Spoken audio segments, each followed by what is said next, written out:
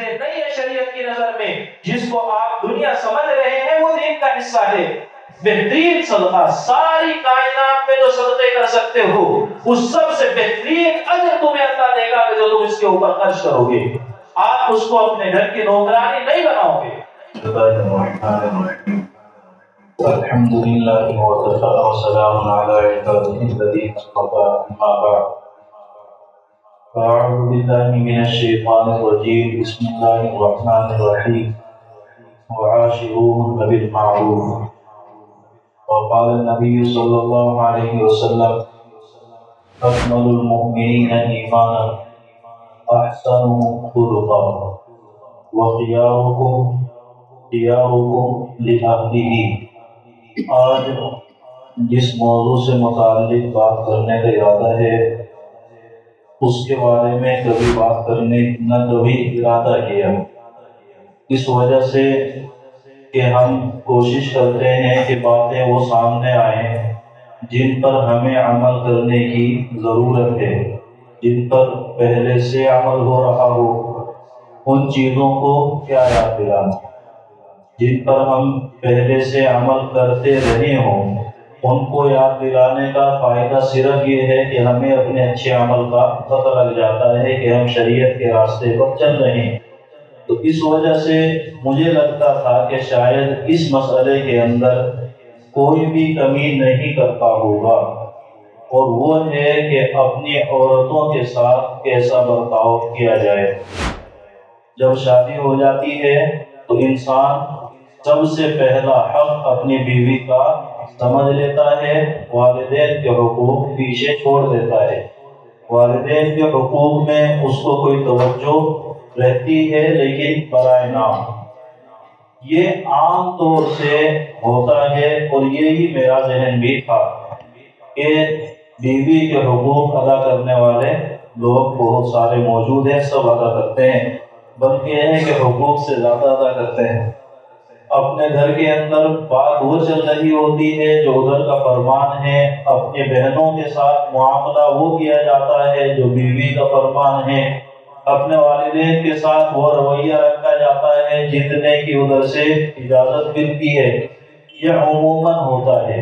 لیکن کچھ دنوں سے جو باتیں سامنے آ رہی ہیں ان سے یہ پتہ چلا کہ نہیں، اس حق کے اندر بھی بہت سی کمی کوتاہی ہو رہی ہے۔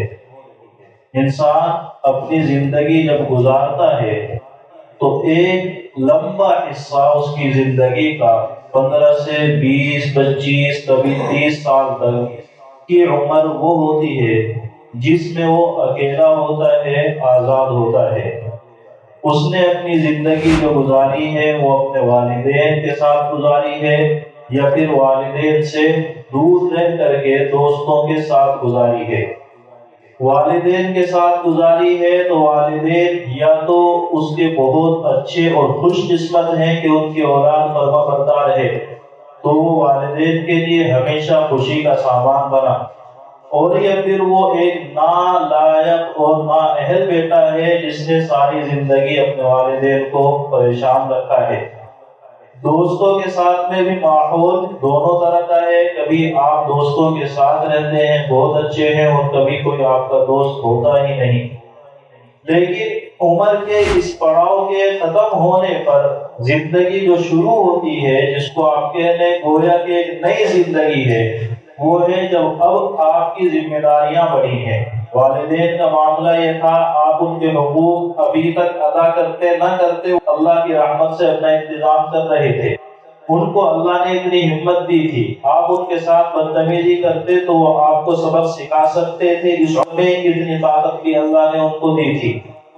آگے کے مراحل ہیں وہ ان کے لیے کچھ مشکل ہوں گے، وہ آپ کے لیے آزمائش کے بھی ہوں گے، لیکن ان کے ساتھ آپ کا رویہ ایک حد تک سمجھا جا سکتا تھا، سلجھ سکتا تھا۔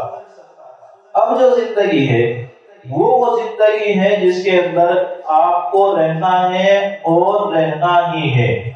شریعت کی نظر میں نکاح جب کسی عورت سے ہوتا ہے تو وہ نکاح مہینے 2 مہینے، سال 2 سال، کچھ وقت کے لیے نہیں ہوتا ہے، وہ رشتہ ہمیشہ کے لیے ہوتا ہے، اور ہمیشہ کے لیے ہونے کے معنی یہ ہے کہ دونوں میں سے کوئی ایک دنیا سے جائے گا تو رشتہ ختم ہوگا، اس سے پہلے وہ رشتہ ختم نہیں ہوا ہے۔ اس رشتے کو ہم سب سمجھتے ہیں جو یہاں تک کی باتیں ہیں، لیکن اس سے آگے کی جو باتیں ہیں اس کو ہم ڈیل کیسے کرتے ہیں، اس رشتے کی اہمیت کو ہم کیسے اپنے ساتھ میں رکھتے ہیں، وہاں یہ تو افراد ہے، بہت زیادہ انسان اس کے اندر غلو کر جاتا ہے، حد سے زیادہ اس کی ادائیگی میں لگ جاتا ہے، اور یہ تفرید ہے، اتنی زیادہ کمی، اتنے زیادہ حقوق کو مانتا ہے کہ اس کو اپنے جیسا انسان سمجھنے کے لائق بھی تیار نہیں ہے۔ دونوں ہی راستے خطرناک ہیں۔ آپ کی ذمہ داری وہ ہے جو اللہ نے دی ہے، آپ کی ذمہ داری اور آپ کے فرائض وہ ہیں جو اللہ نے آپ کے لیے مقرر کیے ہیں۔ اللہ تعالیٰ نے ہمارے لیے بہت سے رشتے رکھے ہیں، ان رشتوں میں والدین کا بھی رشتہ ہے، ان رشتوں میں بہن بھائیوں کا بھی رشتہ ہے، ان رشتوں میں اولاد کا بھی رشتہ ہے، ان رشتوں کے اندر اپنے جو دوسرے رشتہ داروں کا بھی رشتہ ہے، اور ان سب کے حقوق اللہ تعالیٰ نے ہمارے ذمہ لگائے ہیں، اور ان سب کے حقوق کی ادائیگی کرنے والوں کو اللہ کے رسول نے خوشخبری سنائی ہے۔ اللہ کے رسول صلی اللہ علیہ وسلم نے کیا کچھ فرمایا ہے، موٹی موٹی سی چند روایتیں ذکر کروں جو صرف یاد دلانا ہے، وہ آپ حضرات کو تقریباً معلوم ہے۔ اللہ کے رسول صلی اللہ علیہ وسلم نے ماں کے حق میں کہا ہے کہ تمہارے لیے جو جنت ہے وہ ماں کے قدموں کے نیچے ہے، بہت مشہور بات ہے۔ کیوں کہا ہے؟ اس لیے کہا ہے کہ آپ کو احساس ہو کہ آپ کی والدہ کی آپ پر کیا ذمہ داری ہے، آپ کو احساس ہو کہ ماں کا حق کیا ہے، آپ کو یہ لگے کہ اگر میں یہاں سے کمی زیادتی کروں گا جنت سے محروم ہوگا، اور جنت سے محروم ہونے کا مطلب جہنم کی آگ میں جلنا پڑے گا، تو یہ آپ کے ذہن میں ہو۔ اللہ کے رسول فرماتے ہیں سورہ فاتحہ میری زبان پر ہو، نماز کے لیے نیت بندی ہو، اور ادھر سے آواز والدہ کی آئے محمد، اور میں وہ آواز سن کر اپنی نماز توڑ کر لبیک کہوں، کاش ایسا ہوتا۔ کیا مطلب ہے کہ جس وقت آپ سب سے بڑے فریضے کو ادا کر رہے ہیں، انسان پر ایمان کے بعد جو سب سے پہلا حق اللہ کا ہے وہ اس کی نماز ہے، جب آپ وہ نماز ادا کر رہے ہیں اور سورہ فاتحہ آپ کی زبان پر ہے اور آپ نماز کی گہرائیوں میں گھومیں، آپ کی والدہ تب آپ کو کہتی ہے تو اب آپ کی ذمہ داری ہے جا کر اپنی ماں کی بات سنیں تاکہ اس کا دل نہ دکھے۔ یہ اللہ کے رسول نے ہمیں بتایا ہے، ماں کا حق ابھی بھی پہلے نمبر پر ہے۔ اسی طریقے سے آپ نے فرمایا تیرا باپ تیرے لیے جنت کا دروازہ ہے، اس کو کھولنا ہے، توڑنا نہیں ہے۔ اگر کسی چیز کو صحیح ڈھنگ سے استعمال کرو گے تو دوبارہ بھی استعمال کر سکتے ہو، اور اگر اس کو توڑ دو گے تو دوبارہ استعمال نہیں کر سکو گے۔ تو اگر آپ نے اپنے جنت کے دروازے کو توڑ دیا اپنے باپ کی نافرمانی کر کے، اس کا دل دکھا کر کے، اس کو صدمے پہنچا کر کے، تو جنت میں جاؤ گے کیسے؟ دروازہ تو ٹوٹ چکا ہے، ٹوٹے ہوئے سے جاؤ گے کیسے؟ تو آپ نے ماں کی اہمیت کو سمجھایا، آپ نے باپ کی اہمیت کو سمجھایا۔ ایک شخص آ کر کے پوچھتا ہے یا رسول اللہ میرے اوپر سب سے بڑا حق کس کا ہے؟ تو آپ نے فرمایا تیری ماں کا ہے۔ پھر کس کا ہے؟ پھر آپ نے فرمایا تیری ماں کا ہے۔ پھر کس کا ہے یا رسول اللہ؟ آپ نے پھر کہا کہ تیری ماں کا ہے۔ اس نے پھر پوچھا پھر کس کا ہے؟ تو آپ نے فرمایا سب سے بہترین یا سب سے زیادہ حقدار اس بات کا کہ تو اس کے ساتھ اچھا سلوک کرے وہ تیرا باپ ہے۔ تو دونوں کے حقوق کی رعایت کرنی ہے۔ اس کے بعد اللہ کے رسول نے ہمیں اپنی اولاد کے حقوق سمجھائے۔ بہترین صدقہ جو انسان کر سکتا ہے وہ اولاد کی تربیت ہے۔ اولاد کو کھلانا نہیں، اولاد کو پالنا پرورش کرنا نہیں، بلکہ اولاد کی تربیت کرنا، اس کا ذہن بنا دینا کہ وہ دینی راستے پر چل پڑے، اس کا ذہن بنا دینا وہ اللہ اور بندوں کے حقوق کی صحیح ادائیگی کر سکے، اس کو پتہ چل جائے کہ دین اور دنیا دو الگ الگ چیزیں نہیں ہے شریعت کی نظر میں۔ جس کو آپ دنیا سمجھ رہے ہیں وہ دین کا حصہ ہے، کب؟ جب آپ اللہ کی اطاعت اور اس کی مرضی کے مطابق چلنے لگ جائیں۔ تو بہترین صدقہ، بہترین گفٹ جو آپ اپنی اولاد کو دیں گے وہ اس کو دین کی صحیح تربیت ہے۔ اولاد کا بھی حق ہے، اور اولاد میں خاص طور سے اللہ کے رسول نے اہمیت دی بیٹیوں کو۔ بیٹیوں کا بھی حق ہے ایک موقع پر آپ نے فرمایا جس شخص کی 3 بیٹیاں ہوں اور وہ ان کی اچھی پرورش کرے اور اچھی پرورش کر کے ان کو اچھے ڈھنگ سے عزت کے ساتھ ان کے گھر سے رخصت کر دے، میں اور وہ دونوں جنت میں ایسے ہوں گے۔ آپ نے اپنی 2 انگلیوں کو الگ بھی نہیں کیا ہے، انگلیاں دونوں پاس میں ہیں، لیکن آپ نے ملا کر کے کہا ہے کہ میں اور وہ شخص جنت میں اس طریقے سے قریب ہوں گے۔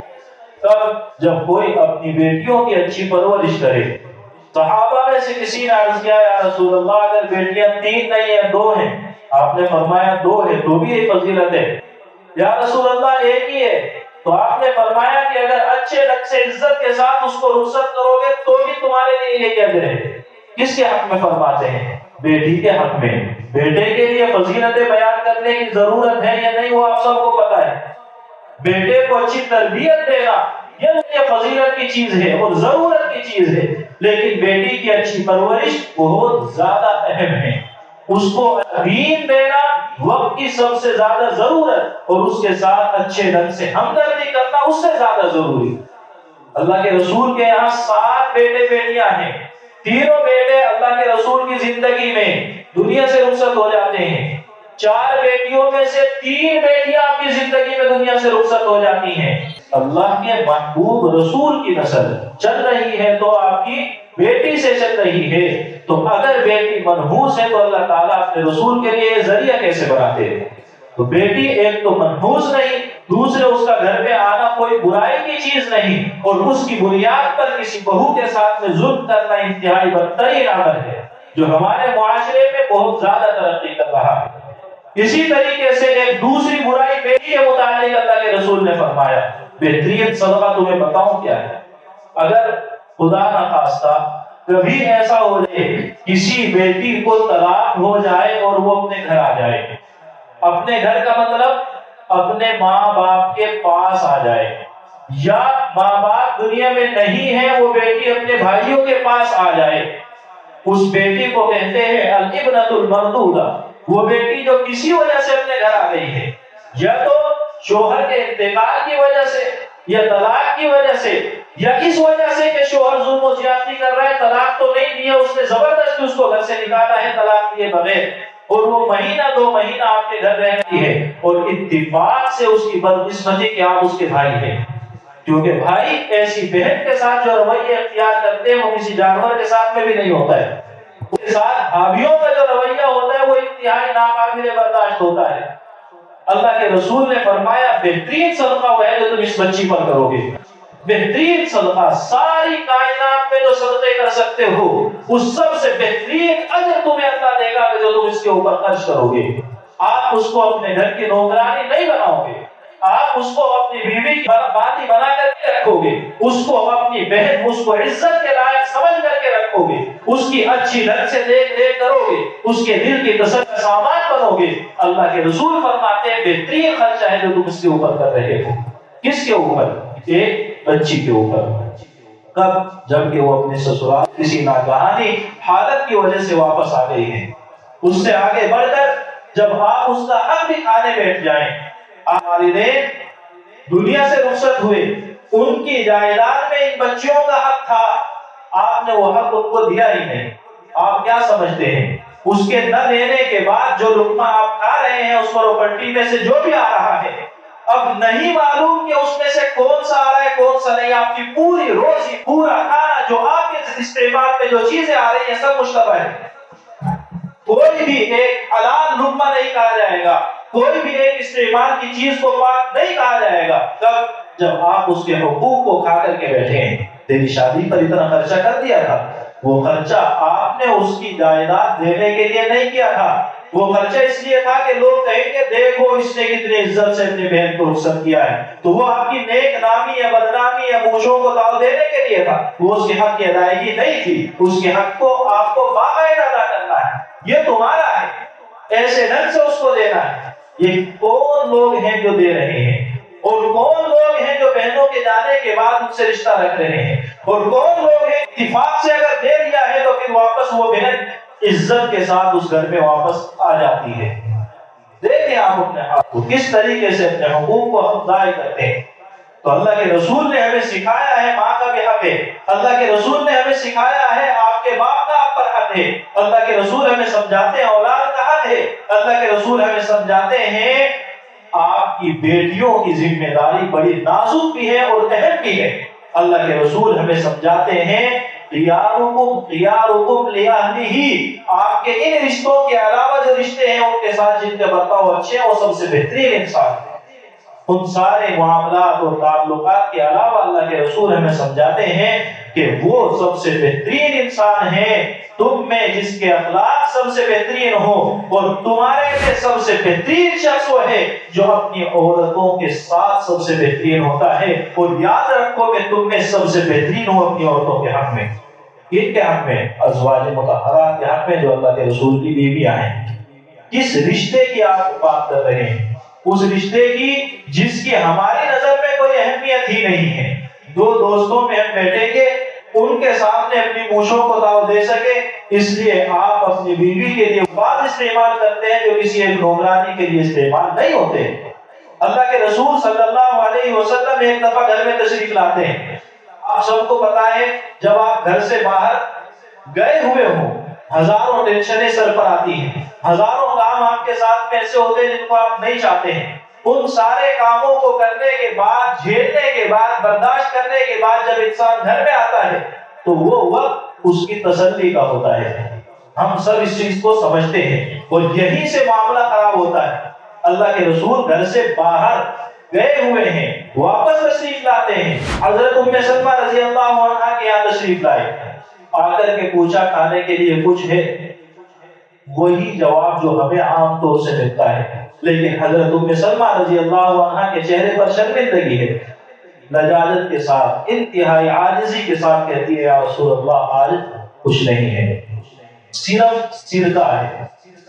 سرکہ آپ شاید سمجھے نہ سمجھے، کسی بھی چیز کو، کبھی کھجور کو، کبھی گنے کے رس کو، کبھی کسی دوسری چیز کو رکھا جاتا ہے ایک مدت تک، اور جب اس کے اندر بو پیدا ہو جاتی ہے، وہ سڑ جاتا ہے، پھر اس کے بعد کچھ وقت گزرتا ہے تو وہ کسی لائق ہوتا ہے، اس کو چھان کر کے رکھا جاتا ہے۔ وہ کھانا ہے، وہ استعمال میں بھی آتا ہے، بگنر یا کیا اس کا نام یہاں پر ملتا ہے، وہ آپ مارکیٹ سے جا کے لے سکتے ہیں۔ تو جب وہ کھانا گھر پہ موجود ہے، عاجزی کے ساتھ حضرت ام سلمہ فرماتی ہیں یا رسول اللہ صرف سرکہ ہے۔ آپ نے دیکھا کہ بیوی کا حوصلہ ٹوٹا ہے، بیوی کو احساس ہے کہ میں نے شاید آپ کی ضرورت کا لحاظ نہیں رکھا ہے۔ اللہ کے رسول بڑی خوشی کے ساتھ فرماتے ہیں لے کر آؤ، نعم الکلام والقلب، کتنا بہترین سامان ہے سرکہ۔ آپ چکھ کر کے دیکھیں کہ آپ کو پتہ چلے گا ذائقہ کیسا ہے۔ لیکن اللہ کے رسول ان کے اس وقت کے حالت کو دیکھ کر کے کہتے ہیں کتنا بہترین کھانا ہے، اس سے بہترین روٹی کھانے کے لیے کوئی چیز ہے ہی نہیں۔ آپ نے کہا جس گھر کے اندر سرکہ ہے اس کو سالن کی ضرورت کیا ہے؟ اب آپ اللہ کے رسول کے یہ الفاظ دیکھیں اور اس کے بعد سرکے کے اندر ایک چمچ، آدھی چمچ اپنے منہ کے اندر ڈال کر کے دیکھیں، آپ کو سمجھ میں آئے گا۔ لیکن مسئلہ کیا ہے کہ اس کے دل کی تسلی اس وقت کی ضرورت ہے۔ کس کی ضرورت ہے؟ ہم اور آپ ہوتے تو دیکھتے ان حالات کو، اور جب ہی گھر کے 2-4 برتن کم سے کم ٹوٹ جاتے اور ٹوٹنے کے بعد آ کر کے ساتھیوں میں بتاتے کہ دیکھو میں نے کیسے اپنی عورت کو سبق سکھایا ہے، پڑوسیوں کو بھی دکھاتے دیکھو ایسے عورتوں کو سیدھا رکھا جاتا ہے۔ اللہ کے رسول صلی اللہ علیہ وسلم ایک مرتبہ حضرت عائشہ رضی اللہ عنہا کے گھر پر ہے۔ حضرت عائشہ رضی اللہ عنہا کے گھر پر ہونے کا مطلب ان کی باری ہے۔ اللہ کے رسول کی ایک سے زیادہ شادیاں ہیں، ہر بیوی کے لیے دن مقرر ہے، اس دن حضرت عائشہ رضی اللہ عنہا کا دن ہے۔ حضرت ام سلمہ رضی اللہ عنہا کے یہاں گوشت بنتا ہے، اور اس گوشت کے اندر روٹی ڈال کر کے بہترین کھانا جس کو سمجھا جاتا تھا عرب کے معاشرے میں، وہ حضرت ام سلمہ نے دیکھا آج تیار ہے، میری باری نہیں ہے لیکن اللہ کے رسول کی خدمت میں پیش کر دیا جائے۔ حضرت عائشہ رضی اللہ عنہا جب تک کھانا بنا رہی ہیں اور وہاں سے نہیں ہے، وہ صحابی جو نقل کرتے ہیں وہ کہتے ہیں کہ ان کے کھانا بنانے کی رفتار تیز ہو جاتی ہے۔ میری باری میں کھانا پہنچا کیا مطلب ہے؟ میری باری ہے، ان کو کیا حق ہے؟ چنانچہ جب کھانا تیار ہوا اپنا کھانا لے کر آئی، جس پلیٹ کے اندر وہ کھانا تھا حضرت ام سلمہ کی وہ پلیٹ اٹھائی اور اس کو توڑ دیا، جو کھانا تھا وہ گر گیا۔